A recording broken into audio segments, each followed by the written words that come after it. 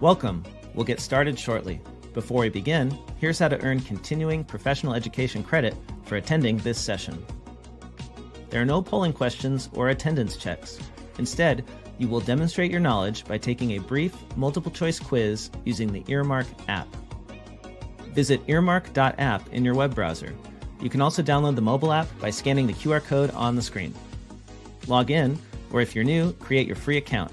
Be sure to use a valid email address because that's where we'll send your course completion certificates. From the home screen, scroll down to find the course. You can also tap the magnifying glass icon to search for the course. Tap on the course artwork, then the Enroll button. On the Course tab, you'll find the recording and quiz questions. Complete the quiz to earn your CPE certificate. It takes us a few days to create the course on the app, so if you are attending this session live, please wait a few days. We'll email you a link to the course when it is ready. If you have questions or need help, email us at support@earmarkcpe.com. And now, on to the event.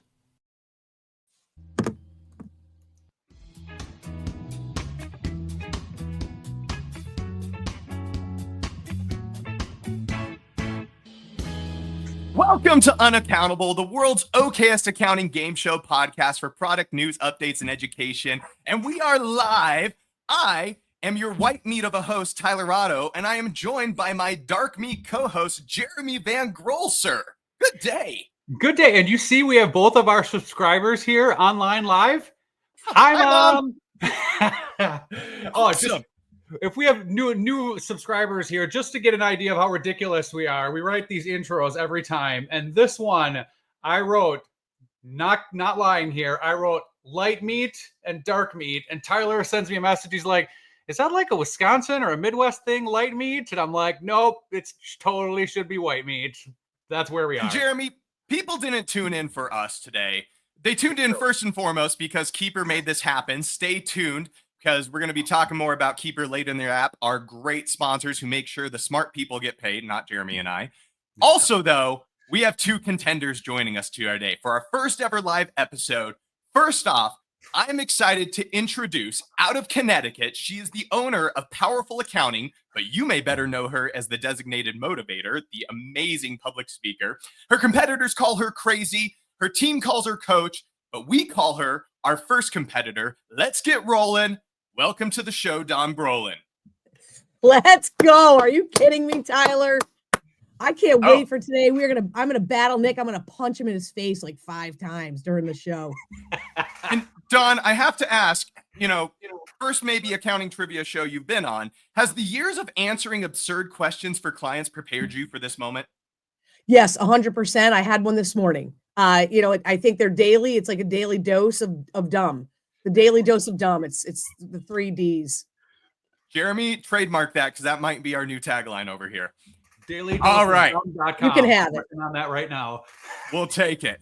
Next up, out of New Jersey, he's the managing partner of Basha & Basha Accounting Firm. You may know him as the balanced CPA on all the social medias, or the guys who's trying to visit 100 countries before he's the age 55. Either way, we are excited to have him as our second competitor. Welcome to the show, Nick Basha. Thanks for having me, Dawn. Bring it on. Punch me as many times as you want. I can handle it. So, Nick, I have to ask you, when we are, creating this heavyweight bout, right? We were first talking with Netflix, and they went in different easy directions. on the heavyweight. Easy on the heavyweight. But go ahead. Good call. When we were coming up with this, first person, we were talking with David Leary, and he's like, yeah, let's ask Dawn. And the moment Dawn got the text, she said, Nick is my fight. I want Nick. Why do you think Dawn wanted you? Was it she wanted a worthy competitor? She wanted an easy punching bag? Like, what do you think it was? I think she wanted a worthy competitor, and we're good friends. So whenever we're together, we are always battling it out. We're very competitive, both of us. So it's going to be a fun show. Are there any side bets behind the scenes you guys got going on, or any like dirty gameplay that was happening beforehand? Yeah, it's just probably not appropriate to say live on air. Can we at least get a Tyson slap from one of you? Oh, yeah. Just bragging rights for probably the next year, at least. Easily. All right. Yeah. Well, we're looking forward to giving out the crown, and maybe, Jeremy, we need to go to our meager budget and get them a heavyweight belt. But I'm excited because Jeremy gets to kick off our first game today. where Jeremy, you got Don as your competitor. Take it away, sir. All right, Don, are you ready? I have a question for both of you, and we're new in our relationship that I'm sure is going to be everlasting from this point on. But do you guys have children? I have 2 children. Okay. No children. Okay. Dawn, what age are your children? 25 and 26. 25 and 26. Okay. And you'll see why we asked that. So we got our first game here, and let me set this up for you on what we're going to talk about. So Nick, being the balanced CPA, has achieved an excess of balance in his life, and as a result, started a new CAS firm called Gen Alpha Consulting. And typically, these hiring only the brightest and the best people out there. So he has 2 employees, Liam and Olivia, which are the most populated Gen Alpha names for the record. And they're giving out great advice for his clients, but the clients are having a hard time exactly what they're saying. So we're going to bring you in, Dawn, and tell you what Liam and Olivia are saying and seeing if you can help us understand what that really means in normal English. Okay. All right. You ready for this? I'm ready. Are you? By the way, Nick doesn't have children, but he is a child. So he really has one himself. Never growing up. I love it. Same here. All right. First one. So Liam, after finally getting time on the IT company owner's calendar, who does their own books, finds sales tax posted in a revenue account. His response, "That's cap. You need to touch grass, but got you." What is Liam saying there? He is basically saying, you are right. That was a mistake on our part. We need to move that to a liability account. And you know what? We're good. And I got your back. I'll fix it up. No problem. Yeah, I'm going to give you a ding on that one for sure. I love it. And so you got the jargon in there and expect a lot more of that to come. The one that maybe didn't have in there was touch grass. I guess that's what all the kids are saying when you're spending too much time on the video games or computer. You got to go outside, touch some grass, and let other people and bring other things into your life. I like keeping that. us so hip. I know. I'm the hippest one by far, right? For sure, especially that Monsters Inc. sweatshirt you got going right there. That's right. I love it. It's awesome. All right. So let's move to number 2, the only multiple choice one here.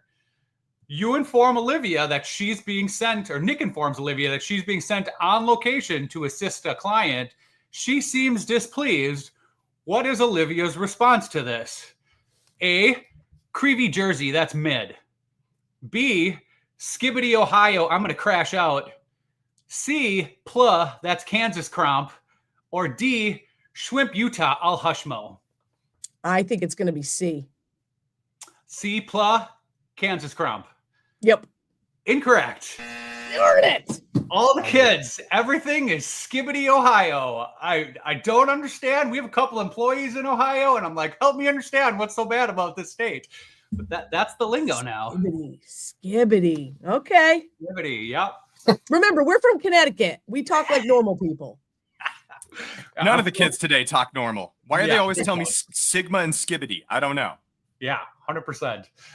All right, moving on to number 3. A client engages with you or with Nick's team to look at why their sales have not been increasing as they have projected. After reviewing their services, procedures, and team, Liam provides them with the following feedback. Your sales manager is mid, demure. You need a Sigma with aura points that can cook. What are they saying? Yeah, that sounds like, well, so the finance manager, those of you said the finance manager? The sales manager, yeah. Sales manager. He's talking to the sales manager, and he's like, listen, dude, what you're doing and how you're talking to the customers is like not really that great. And I think what you're not doing is upselling. You need to upsell and get it together so that your sales can go up, because right now you're sucking at it. Perfect, right? Yep. Let's go. I love it. The one that was new to me was demure. I had heard of that one, but meaning reserved and shy. If you want a sales manager, you want someone out there who's bold, closing deals, making relationships, all of that. So perfect. I have heard a lot of demure lately. Yeah. From a lot of people. That's a new one. I'm not going to use the word, but that's okay. Oh, same. Absolutely not. All right. Let's move to number 4.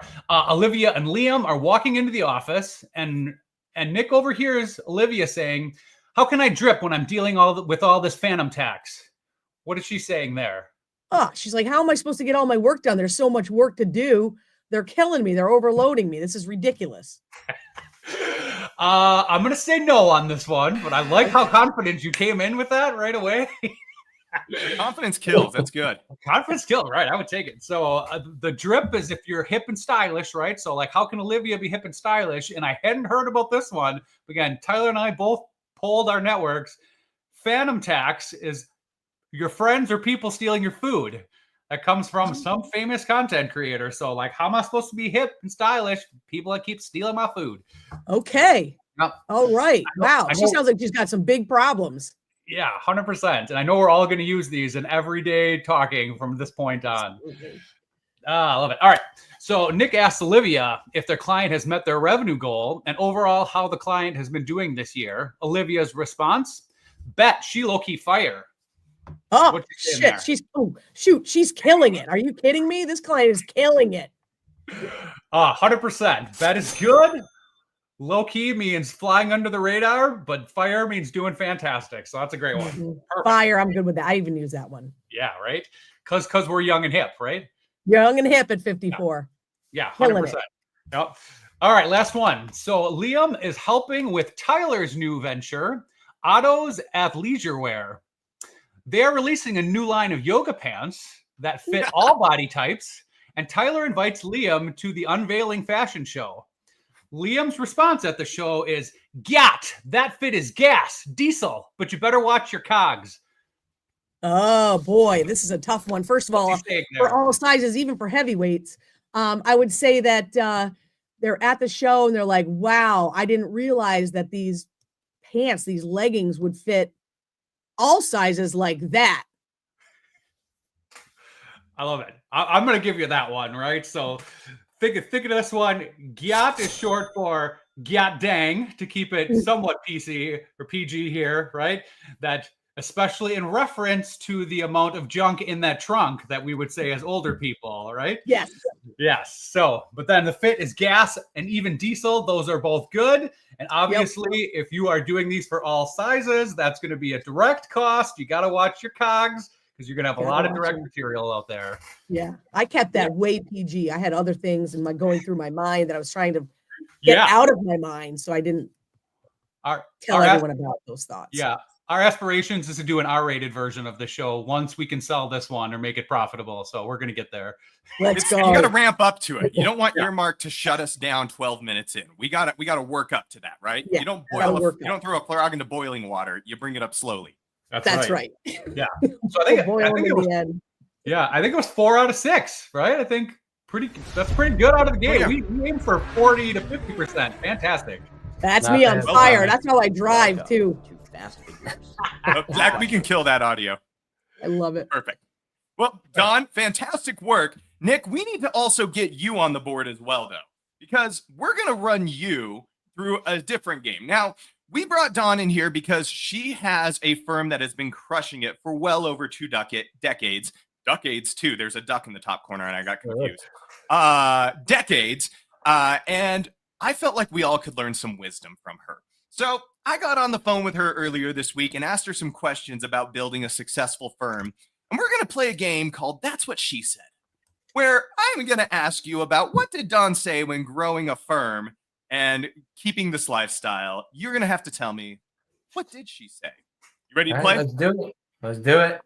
All right, let's discuss this. So first off, which of the following questions did Dawn say is the biggest red flag if this is the first thing a prospective client asks you? Was it A, what is your price? B, how strict are you on IRS rules? C, my taxes are pretty easy, shouldn't take that much time. Or D, what if I just pay you to show me how to do my taxes? D. Correct, sir. Well done. And Nick, I think all of us know that. The amount of clients that want us to do that, but like, what is your biggest red flag when you're thinking of taking on a prospect? What is it that just triggers in your mind like danger Will Robinson?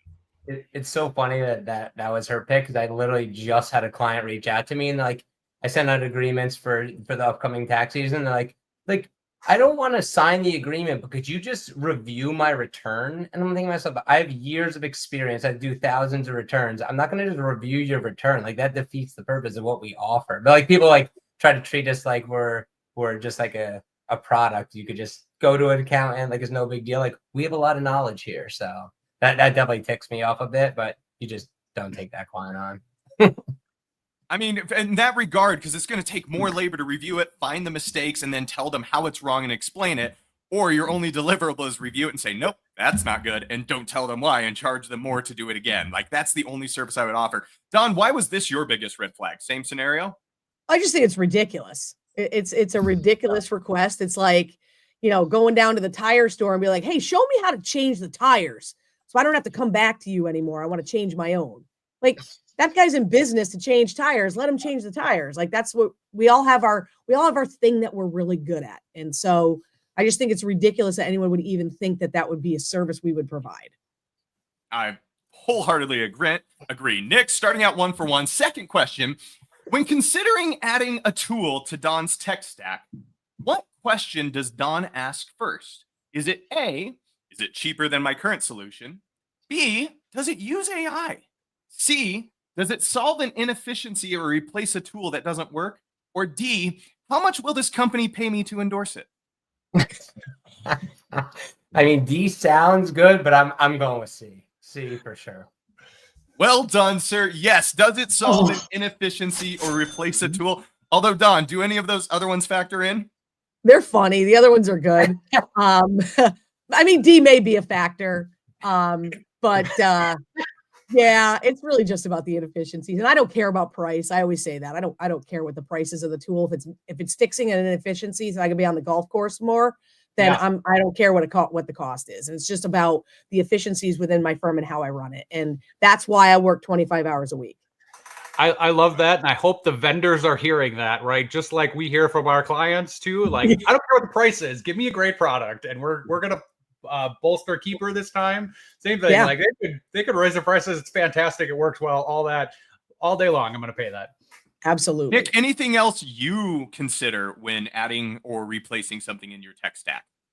Yeah, my number one thing is going to be like time saving. And I always am trying to balance if it's going to be a company win and a client win, like implementing, like, I don't use like a smart vault. It's like, it just makes our lives a lot easier because I don't want paper and I want clients to have an easy way to get documents to us. So any tool that's like a win-win, that's like I always say that's like a must do, even if, the initial implementation sometimes is what keeps people from implementing a new piece of technology. I don't want to learn something new. My process, I've been doing this for 20 years. I don't want to change it. But once you make that change, and I learned this from Dawn, I'm, her protege, just following her, seeing all her speaking about her tech stack.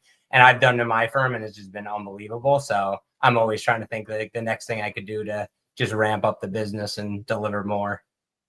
I don't want to put words in your mouth, but it sounded like it said your decision process is looking what Don did. Yep.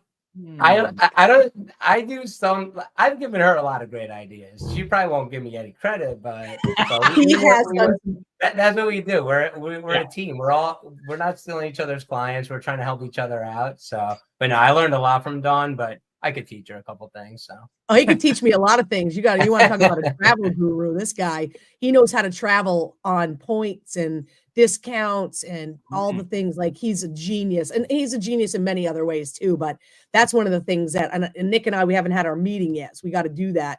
Maximizing your credit card purchases, doing the right thing. So, and he's a genius at many things. He's also so open to changing and doing things like prepaying, which we did together. That was both of us. That wasn't one leading the other. We both decided together. And I think that that's really important. And I was on a call with Seth, was on a podcast with Seth Feinberg about community. And that's what you got to find your people. And so Nick's one of my people for sure. I love it. A few more questions for you. Which of the following is not one of Don's exclusionary criteria when selecting a new client? So which of these is not one of her rules? No a-holes, no price shoppers, no new businesses, and no ghosts, aka people that don't communicate, they just ghost you. Which of one of those was not one of her exclusions? A-holes, price shoppers, new businesses, or ghosts? Price shoppers. Ugh. I'm sorry, she will not take on a price shopper, but she will take on a new business. If it's worth it, she'll absolutely will. But yeah, if they're a jerk, if they're an a-hole, if they're a price shopper, or if they don't communicate. She said, no way, which Don, I don't think a lot of people starting a firm realizes they can be picky about who they take on for a paycheck. Yeah, that's like one of the things for me is like, just because they call us and they are looking for us to be their account doesn't mean that we're going to pick them as a client. And it's really easy. I love the ghosting. Well, of course, the a-hole one is number one. And Tracy's the judge of that. I'm not even the judge of that. Tracy's the gatekeeper, man. You can't get past Tracy. You can't get to me until you get past her. And so she's the most delightful human being ever. Yeah. And so, she's a lot more lenient than I am, but she, that's the first thing. But, it depends, man. If you're want to come to us, you want to get into subscription pricing and you're a business owner and this is how we're going to do it. If you're like, oh, that's too expensive, then I'm not your firm. And most, especially local clients, I'm like, hey, listen, I'm the most expensive CPA in probably maybe Connecticut, might even be the whole state. I know I'm up there. And so I tell them, if you're looking for cheap work, cheap people, we are not your people. And I want to save you money. Go down the street. There's like 4 of them in town. Go there. I absolutely love that. Go ahead. No, go ahead.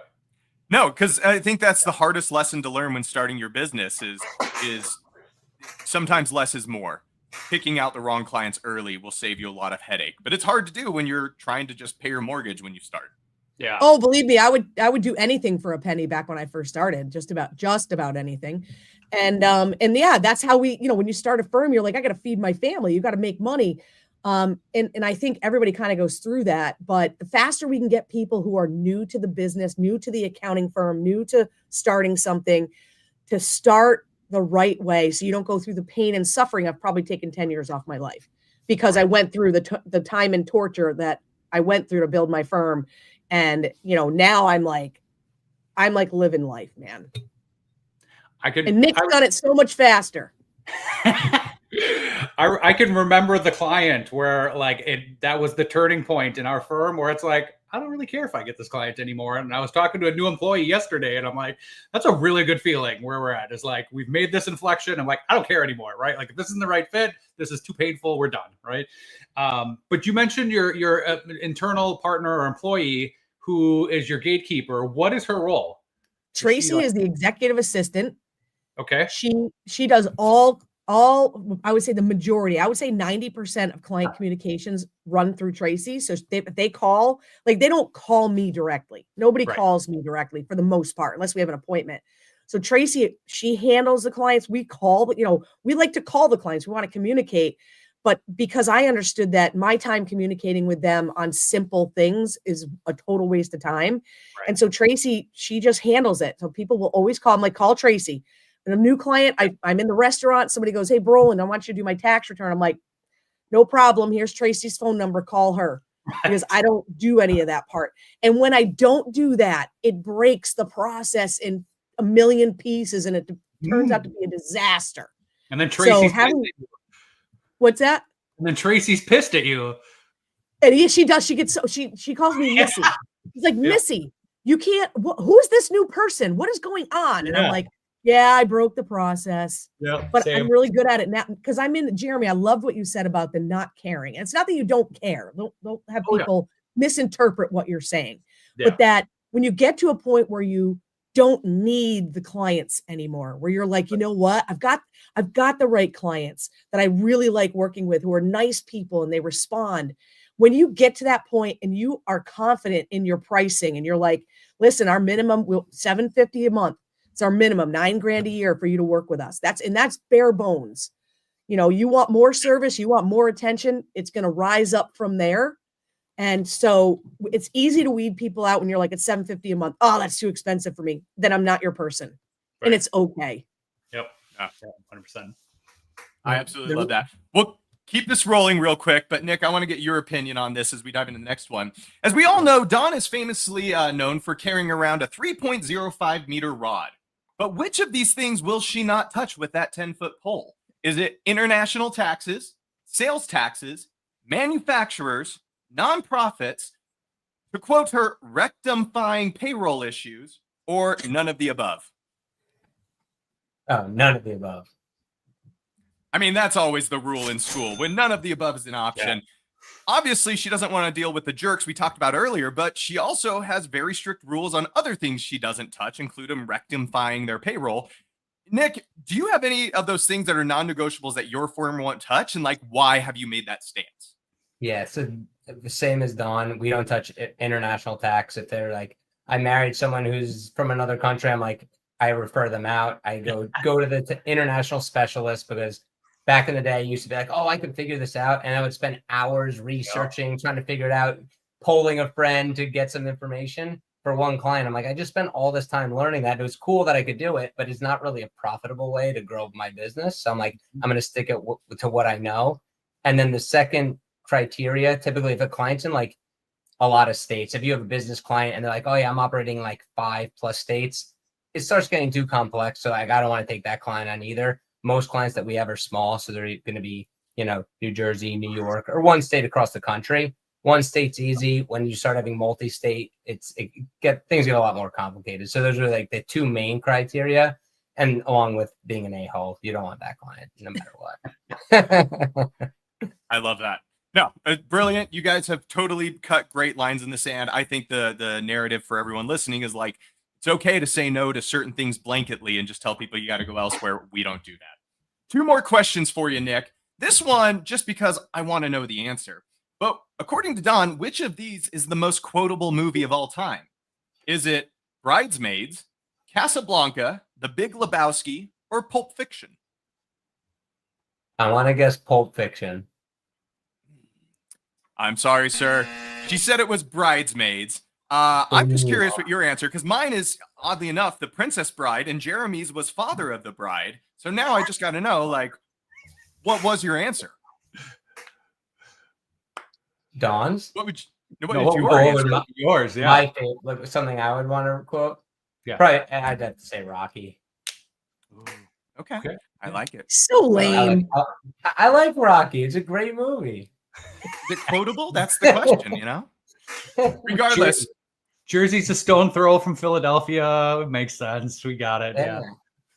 I watched the Tyson fight the other night. Not like, it was almost like the Rocky 5, or 6 or whatever Rocky it was. So, in real life, so that was kind of cool. Yeah. Last question. Dawn loves pita bread, but hates pita clients. What percentage of her pita pain in the ass clients did she fire this last year? Was it 2%, 6%, 10%, or 14% of her clients she fired? I'm going to go with 14%. Ooh, sorry. It was 6%. And that's it? Don, I'll leave it to you, but I love this question because I know for me, when I started my firm, it took me a year to fire my first PITA that should have been gone 11 months earlier. Yep. Either of you, Don, maybe you first rolling into Nick, but like, talk to us about what goes into the thought process of firing a client and how have you matured in identifying when it's time to do so? Yeah, first of all, Nick, I just want to let you know it's 6% because I barely have any left. You know what I mean? Like I don't really have any. I got rid of them, man. So sorry. That's on you. But so part of it, of course, it really is in the way they communicate. That's a big thing to me. If they're ripping off emails, and I know you can misinterpret emails or text message or any of that stuff, when they're ripping off an email, and I had this happen a couple weeks ago, and he sent me an email. This guy sent me an email, and he said, or a text or something. He just said, I need this extension. I need to have proof of the extension so I can refinance my mortgage, and I need it now. Ugh. So I replied back very kindly. I said, George, number 1, good morning. Number 2, when I have an opportunity, I will get that over to you. And he replied back and said, I am sorry. You're right. I was bullying you and I apologize. So he was able to recover that himself. And I think people deserve the opportunity to check themselves and recognize when they're being mean people. Yep. So, but if somebody's ripping off an email, and first of all, I don't typically respond right away to those. I'm just like, I wait. Yeah. And then I'll respond and I'll say, it sounds to me like we're not going to be able to work well together. There's something that's bothering you about what we do or how we're doing things. So, just let me know. It sounds like maybe you should seek another accountant, and I'm happy to refer you to Nick Basha if you would like another accountant. and I will send them to Nick. And you know, you can just like, I'm just not going to work with people like that. So that's one of the criteria, because that's what you asked me, the criteria. That's a big one for me. Another one is if I cannot get you to answer and respond, and I'm doing your tax return on September 14th or 15th for a S corporation, that's the last one I'm doing for you. And I don't need to be working. This year, Nick, mark my words, I will have no extensions except people who are waiting on K1s. 0. I like that. I want that reported back in our Facebook group if you make that goal, because that's pretty impressive work. Yeah. And I mean those that have the K1s that we have to wait for other practitioners to prepare. Yeah. The rest of their returns will be done. We're just going to wait on the K1s. And that is my goal for this year. I had 30 extensions this year. I want 0. Nice. Nick, any criteria or anything you want to add on firing? Yeah, I agree with Dawn. Like if a client's rude or just mean, especially like my team, what we do, like each week we have a team meeting and we have like a 5 worst clients list. So everyone will write their 5 worst clients and why, because I'm not in the day-to-day doing all the work, dealing with all the clients. They're really that first line. So they put their list of clients who are difficult and why so we discussed that as a group and we're like, all right, can I have a conversation with the client, say this is unacceptable? Or is it the client just really just beyond? Because like Dawn said, someone could just be having a bad day. So like, I always give someone the benefit of the doubt, but if it's the same person on the list every week, week over week, you know that either my team and me are going to be happy or this client's going to be happy. And we're not going to change the whole system just for that one client. 95% of our clients are awesome. Love working with them, want to help them with everything. But that 5%, and I get my team involved to, help me determine who's got to go or be trained. I think clients could be trained or coached into how they should work with us. Cause I think a lot of times accountants are bad at saying this is how our firm runs. And this is how we should communicate through smart call or through email. Don't call my cell phone. So sometimes it's on the accountant not letting the client know their expectations. So if I tell a client, they text me, because I don't give out my cell phone numbers to clients anymore, but older clients will text me. I'm like, hey, could you just email me? And I let them know. But if they keep texting me over and over, calling me on Friday nights, like that doesn't really work for me. So that's kind of where I draw the line, because we have a professional life and we have a personal life. I try to keep the two separate. So I think that's really important. Exactly. So, and I understand people go through tough times, but like when it comes to people being late, like I'm getting new clients now for the 23 filing season. Like, oh, I forgot about tax season. Will you take me? I'm like, sure, we'll take you on. It's like, as long as they're not rushing me, it's like, hey, it's going to take 2 weeks, a month.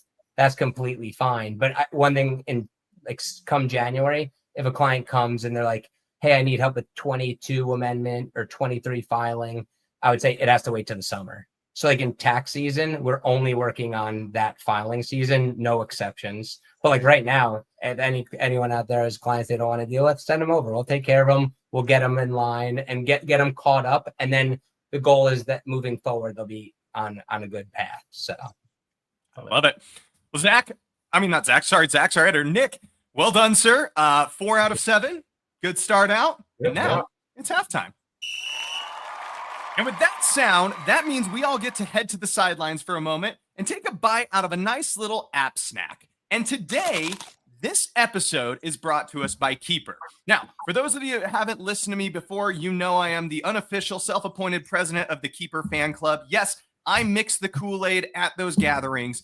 And I will just tell you, folks, it is the 1099 season coming up, that time of year where we all start getting PTSD of trying to collect RW9s. Now, if you've read all that back and forth coming into the season, you probably heard about Keeper because of me and all the other thousands of accountants raving about it. But for those of you who don't know, Keeper is a practice management tool built to focus on bookkeeping and the month-end close process. Keeper keeps 1090 tools.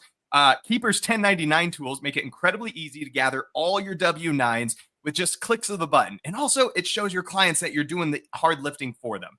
Now, this has personally saved me and my staff hours and hours every year of soul-crushing tedium. And so if you want the extra time to grow your practice and make a little more profit, go to unaccountable.co/keeper If there's ever been a right time to get started, I would say it's right now. Thank you, Keeper, for sponsoring this episode.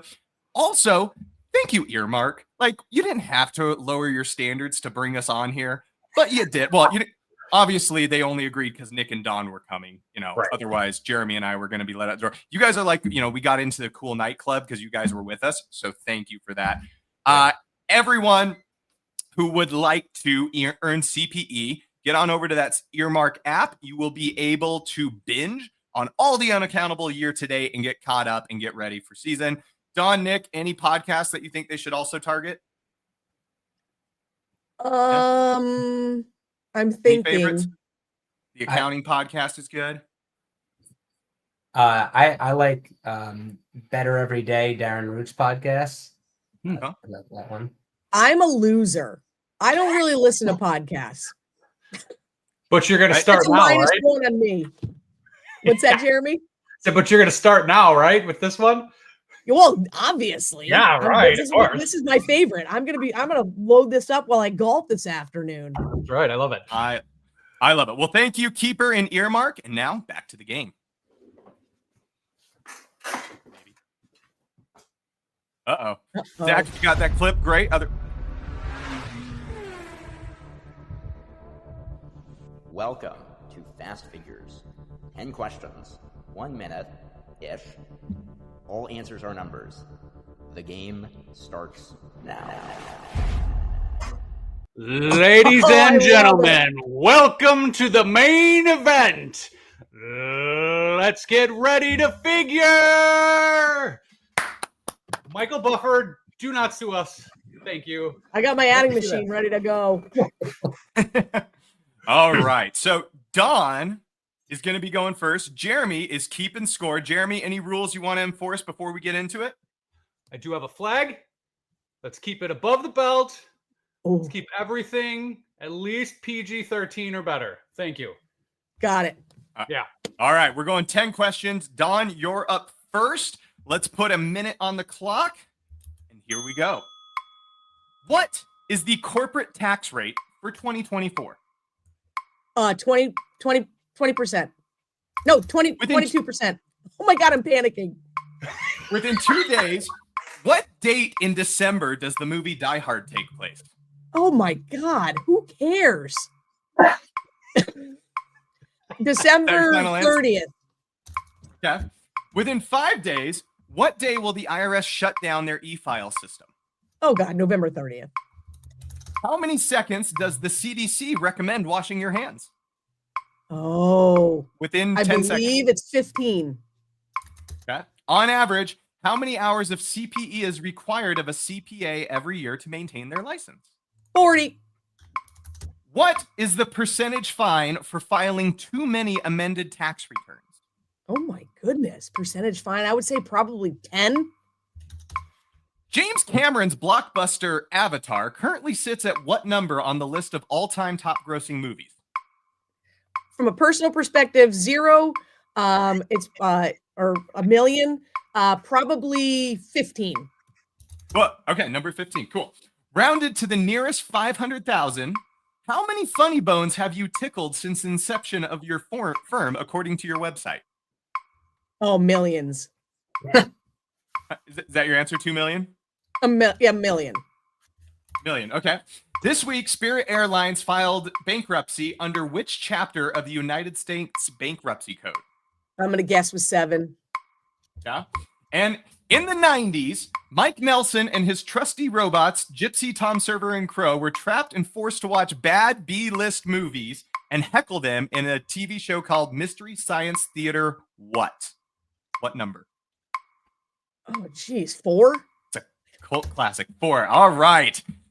Wow. She went through it, folks. Well done. Well done. I don't think I got 1. I think I only got 2 right. No, you got several tough. right. We're good. We're good. All right. So first off, what is the corporate tax rate for 2024? Now, I love this because Fast Figures, you don't think it's going to stress you, but it does. And I love how you danced around the correct answer of 21 with 20 and 22. That was amazing. You flirted the line on either side, but we're going to have to give you a wrong.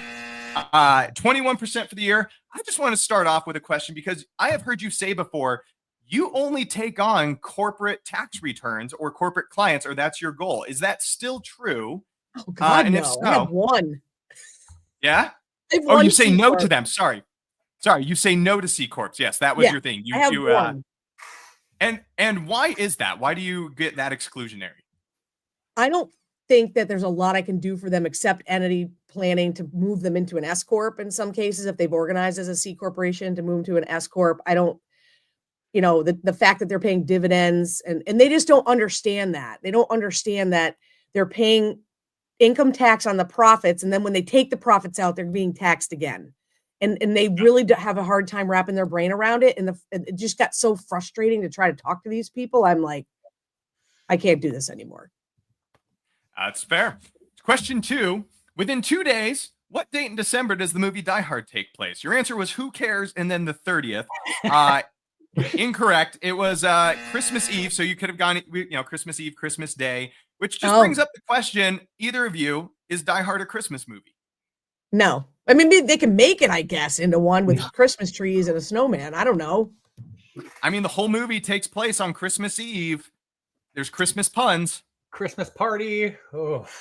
Yeah, I don't think of it as a Christmas movie, but I like it. It's not my jam. All right. Next up, within 5 days, what day will the IRS shut down the e-file system? You correctly hit the nail on the head with the 30th. And I would hope in today's day and age, the IRS wouldn't need to shut down for a month to update their systems. But at the same point, I personally love it because you can tell clients like, hey, the year's done. You got to wait. How do you feel about it? Like, do you actually think like, even if we can technologically get there, let's keep the moratorium, or should we be going year round? I love the moratorium. I want them to keep it, whether they actually improve their technology one day or not. I love the fact that December, like we do all our tax planning in November. We're done by November 30th anyway with that. In December, everyone should be enjoying their families. Nobody should be, having fire drills, and we shouldn't be freaking out. Although the BOI may change that for some people. They'll be freaking out on December 31st. I don't know, but I won't be. I can tell you that. So I like the moratorium, and it gives us a reason to say, yeah, you know what? We're done as of November 30th. We'll see you in January. By the way, they don't release all the forms typically till the beginning of February. So we get 2 months to chill out and go and charge people more money for next year's tax return, Nick. Oh, yeah. I'm the only non-tax preparer here. Is it always November 30th that it shuts off? I thought it was November 18th one year or November 20th or something. This was late, I felt. Yeah. It was late. Yeah. All right. Perfect. Next question. Within 10 seconds, how many seconds does the CDC recommend you wash your hands? You said 15 correctly. The answer is 20. No accounting merit. I just felt like that was good reminders to everyone. It's a good reminder. It is. I think 15 seconds is enough. I have a lot of reasons why I think that, but you said PG-13 and up. So, or down, PG-13 and down. I wish my wife thought the same thing, but we'll keep it at PG-13. 15 seconds. Yeah, perfect. I have good data to back up my opinion, but we're not going to get into that. All right, perfect. That's a different podcast. Yeah. All right. Next up, on average, how many hours of CPE is required of a CPA every year to maintain their license? You hit the nail on the head again with 40. And this is shameless plug time that, hey, folks, that's coming due soon. And you got earmark, and you got our, mid-level tier podcast. Just saying, shameless plug time. And EAs require 20. Yep. Extra Fun credit. Extra credit. All right, that may be a tiebreaker in there. All right. What is the percentage fine for filing too many amended tax returns? You guessed 10%. Incorrectly. The correct answer is 0. Apparently, there is no limit to the amount of amended returns you can file. That's why I was like, that was a trick question, because I'm like, I've been amending tax returns for years and never got a fine for it. But maybe I didn't know if that was something new for 24 I know about. No, I mean, come on. You've been on this podcast for 50 minutes, 40 minutes. You know that we're not above board. Like, trick questions are not beneath us. Next question. James Cameron's blockbuster Avatar currently sits at what number on the list of all-time top grossing films? You guessed 15. It is number 1 all-time top grossing film. I ask you this because, while giant blue avatars aren't really helpful to us, do you have the avatar built out of what your ideal client looks like when you're, going to the market and soliciting services? Well, that's a hard question for me because I don't go out to the market to solicit. I Okay. don't market, right? I really don't. I have a website because everyone's supposed to have one, which I can't wait to hear what the number is on that one. Certainly not within 5. But I do have ideal clients. I do have my ideal client, which I need to know that avatar of when they call, we need to know who those people, when they call, there's certain questions we ask them, certain things we want to know about them. That's how we gauge to see if they're going to be a blue or a blackout. You're not coming here, you're blue, you're warm and fuzzy. Okay, we'll take you. But if you're not matching those criteria and that color scheme, then it's not going to work. And I don't mean color. Don't get into that stuff. That's not what I mean. We're not going there. I was going to go there. I was like, blue is warm and fuzzy. How does that? Oh, go ahead. I just made it up because he said it's blue. Okay, got it.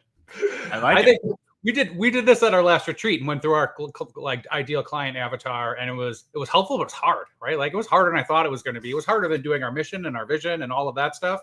But at the same time, too, we built out a list of green flags and red flags right away. There you go. That has been super helpful. It's like, all right, they've done this. Let's look at that. So yeah, I think that's a big portion of it as well.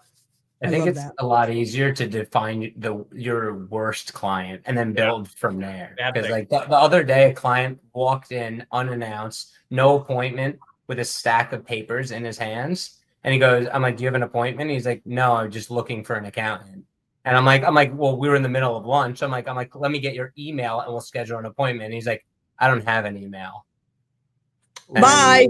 Yeah, I was like, yeah. So I referred him to my dad because Nick's immediate response was, "Do you know Dawn?" "I know Dawn. She'll be fantastic for you." Nick, if you ever do that, I will drive to New Jersey and beat you to death. 3 more questions, Don. Rounded to the nearest 500,000 or $500,000. How many funny bones have you tickled since inception of your firm, according to your website? You have your stats of how many clients served, dollars saved, and then how many funny bones tickled. Your correct answer was 2 million. I'm sorry.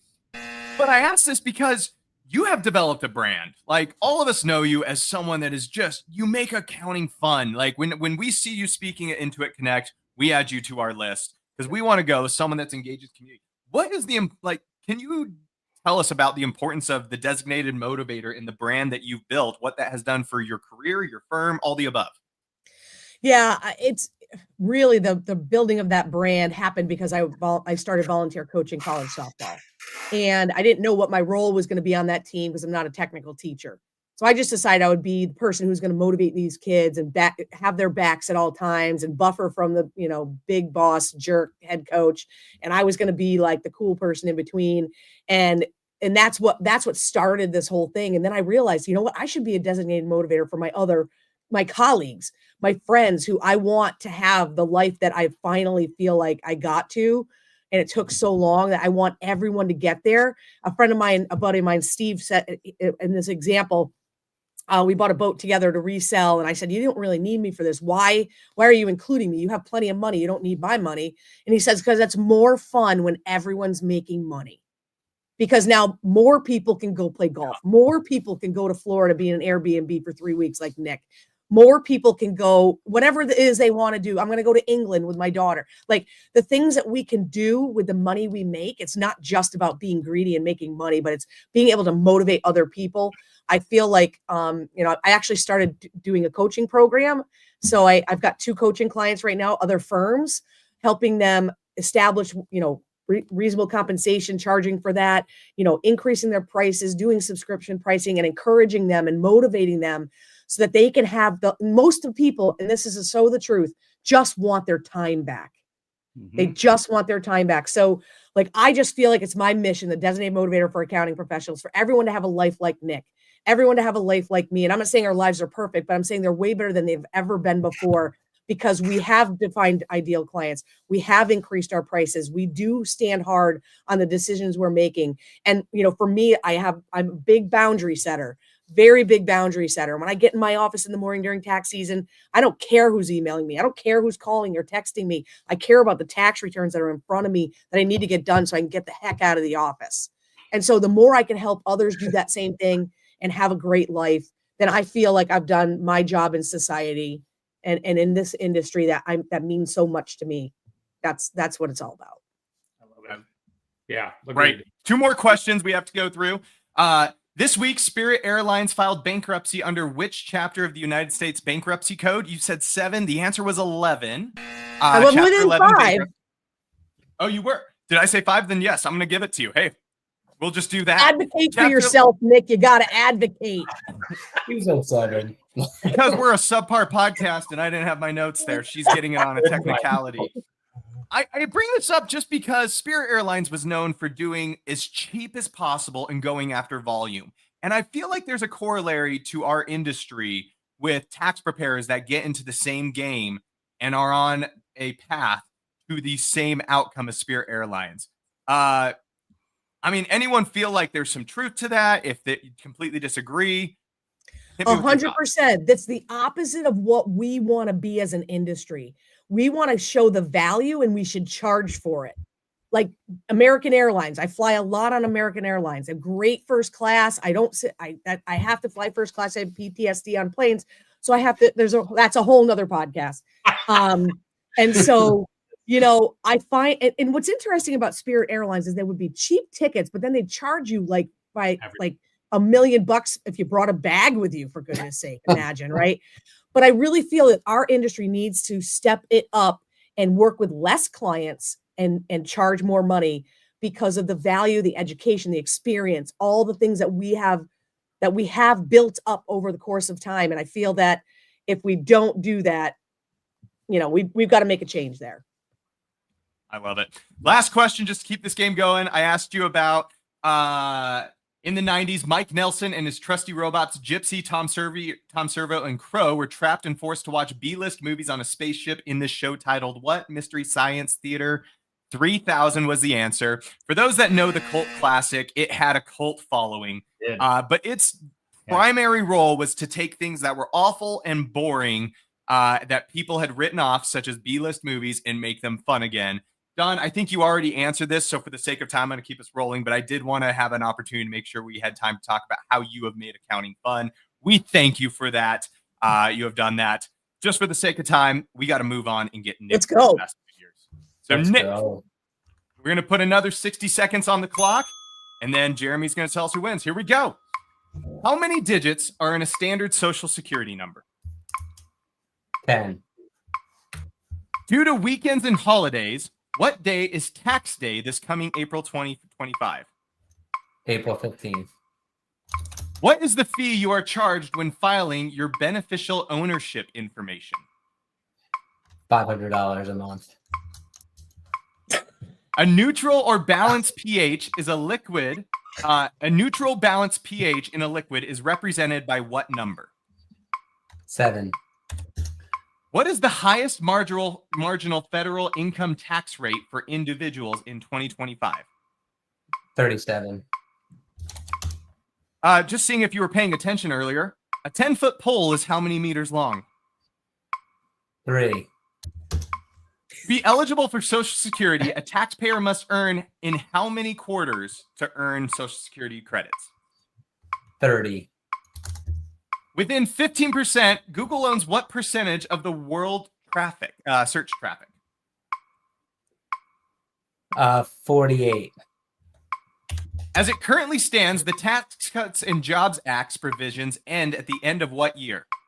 2025. Within 15%, according to a survey by Resume Builder in September, of the 1,250 respondents, how many remote workers had a second full-time job? 25%. Well done, sir. Calling it off there. How do you feel after that? I right after I answered a few, I was like, oh man, but in the interest of time, this is Pressure. We'll keep it rolling. Okay, first off, I wanted to start you off with an easy one, not to belittle you, but how many digits in a standard Social Security number? How many are in yours? 9. All right, we got it wrong there. But hey, trying to give you softballs out the gate, but you know what? You redeem yourself. It's later. nerve-wracking being on the Oh, spot. yeah. You got it wrong. It is. You got the corporate tax rate Hard. wrong. That's so easy.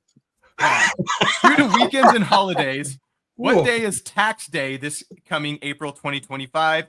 You didn't fall for the trick question that wanted you to overthink it. It is April 15th. There is no holiday or weekend adjusting it. Well done, sir. Let's get into some real questions that I want to talk about. So first of all, what is the fee you are charged when filing your beneficial ownership information? You said $500 a month. That would be steep. Yeah, that's the penalty if you don't file it. So then after I was like, oh crap, I got that wrong. I do absolutely fail the CPA exam now because it's like the double negatives and just overthinking things. Oh yeah. Well, luckily it's free. It's exam really easy. I would say it depends. Ooh, Okay. Why? That's what I would have said. Why Because is that? if you utilize a tool like CorpNet, you'd pay $205.72, I think it is, something like that. Yeah. The reason I wanted to bring this up is I know of several people whose clients have gone to file, and due to Google searches or other people telling them, they think they're filing and end up on a website that's going to do it for you. I did mine and Jeremy's BOI in like 8 minutes. It's super easy. But do you see anything, whether it's BOI or other stuff, where people are getting lost to internet trolls, I guess you would say, that are just trying to intercept that traffic? Do you see that often with your clients that come to you that have gone astray? It's hard. Like no clients have told me they've had that experience, but I use CorpNet as well. So if the client, we sent them the instructions to do it themselves. Most accounts I've talked to are not filing it on behalf of their clients. Because one of the biggest pain point is you have to upload either their driver's license, passport. I did mine today in 2 seconds. So like even the business I own with my brother, if you make like a FinCEN ID on the personal level, now filling it out is so easy because you just have to put your business information and your FinCEN, and then whoever else owns the business, their FinCEN, and it's done. I literally did mine in under 5 minutes easily. So get out there, folks. Do it. Remind your clients, because who knows if they're actually going to charge the fees, but it ain't going to be worth it. Yeah. Next question. A neutral balanced pH in a liquid is represented by what number? Hitting the nail on the head at 7. Well done. And I ask you this because you are the balanced CPA. What does that brand mean? And what are you trying to advocate for with that? So kind of fish selling off what Dawn said is like just having a balanced lifestyle. But like when I first met Dawn, like my firm was nothing like what it was today. And we met in 2018. So it's not like, so six years ago. And she just taught me, about her tech stack and setting boundaries and implementing workflows. And I used to just work so much, and I felt like my whole life was revolved around my firm and just, taking care of my clients, doing taxes. And like, felt like I was missing out the best years of my life that I wanted to like travel and do things. And that's always been my passion. So like when I first started, I would maybe go on 1 trip a year. Then the goal next year was 2 trips a year.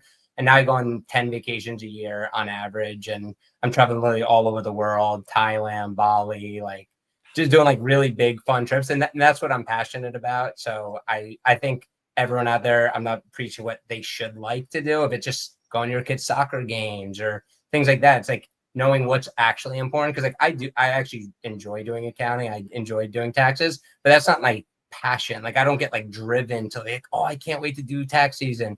I like doing tax season because I enjoy it. I'm good at it, but then it affords me to have the lifestyle that I want to live and the things that I love to do. So like, I feel very fortunate about that. I don't think like a lot of people have a job that's just like super fun. They're so passionate every single second, and that's all that they care about. So I think it's balancing like what really makes you happy. I think that's why we do what we do. So I agree. Like finding your tribe, so huge, right? And Tyler and I have that as well. So again, if there's one thing we can hit home, if you guys did that, we've done that, or wouldn't be here in front of you or with any of our firms.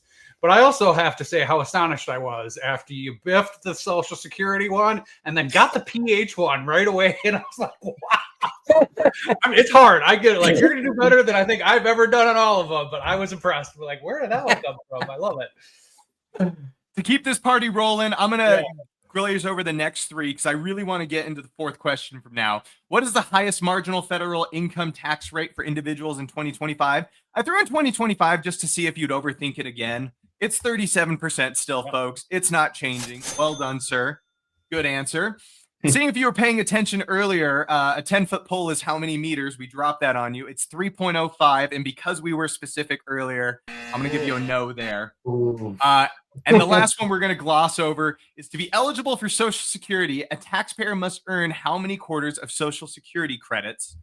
You have to have 40, not 30. I'm sorry, sir. But these are things that even I'm constantly like, I don't remember this unless you encounter that client that moved to the US 20 years ago and now they're actually worried about it. It's amazing the amount of things that, like, yeah, when you know them until you don't. So I love just the emphasis on even well-trained CPAs. You're only as good as the research you can do. This is where I want to focus. We're getting there, folks. So as it currently stands, the Tax Cut and Job Act provisions end at the end of what year? You correctly said 2025. Now, again, I don't want to get political. We have a new administration coming in. You got that right. Do you view this change coming up at the end of the TCJA and then possibly new stuff coming on? Is this making our jobs worse? Is this making prospects for us better? How do you view all the changes in tax policy as a firm owner? So it actually, as the laws change, it's valuable for us. It's more work for us, but it also makes people need us more. So like when the law changed in 2018, it was like the biggest tax reform since I think like 1986. So that made me super valuable as a young CPA, someone who has 40 years of experience more than me. Now it's almost levels the playing field. So that I personally like that. But you know, if I was older, I would hate that. A lot of accountants retired because like I don't want to learn all the new stuff. I'm almost hoping that they just extend it because like we had to learn the QBI and all these crazy calculations, like the amount of hours. Like that's one thing people don't appreciate about accountants is like the amount of hours we had to spend learning like crazy calculations and weird rules, exceptions to rules. Like you can't you just can't imagine. But so I almost hope they extend it just because like otherwise like I learned all that and now it's gone. It was like you learned it for a period of time and now it's completely irrelevant. I wholeheartedly agree. I think it's blue ocean. If you're looking to get in the industry and wonder how you break in, those changes, that's kind of a godsend. So 2 more questions to review. Within 15%, Google owns what percentage of the world's search traffic? You said 48. You barely hit the window. It's 61%. And this is just interesting because I don't know if you guys saw, but we're just going to put it out there because it was in the news. Department of Justice is urging Google to sell Chrome, which all of our favorite tools are optimized for it seems, these days. Curious if you think this is going to have any impact on us or no news. I just thought it was interesting. I never even heard of that until right now. I don't know if Dawn has. And they're trying to get them to sell Android possibly too as the operating system for phones, right? So if that happens, like those sell it to who? Who are they selling it to? If they're selling it, who's buying somebody it? else, so they don't have the monopoly. Yeah, Elon Musk.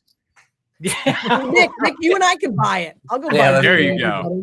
I would invest in that company. Last question. Within 15%, according to a survey by Resume Builder in September, of the 1,250 respondents, how many remote workers have a full-time second job? You, Jeremy, what was his answer? 25. 25. So you barely hit the window again. 37%. Well done. And this is just mind-blowing me because they said particularly people that have one remote job and then a second remote job, 16.6% of them were doing 2 full-time jobs and not telling their employers. Does that terrify you as someone building a firm that like there's 16% of respondents that are doing that? Yeah, I think it's scary for every firm owner. Our firm is completely in office. So like I'm working remotely now for like the first time actually in my career. And I want our firm to become hybrid and then eventually be a virtual firm. But that's the fear is like, how do you know your team's working? It's like when you're in office, you see everyone coming into the office and you know what they're working on. But I know there's like tools out there that could actually monitor what your employees are doing, which if I became a fully virtual firm, I would definitely do that. And it's like, you almost want to never look at the reports, but if you have to look at the reports and you see your team's not working, I think that would be a cool tool, but I'm not there yet, but it's definitely a concern. And I think a lot of people who work remote is like there's a lot more opportunity for stealing time. So I think it's a lot of business owners. Well, go ahead, Jeremy. There are also tools out there that fool those tools to show you what they're working. Yeah.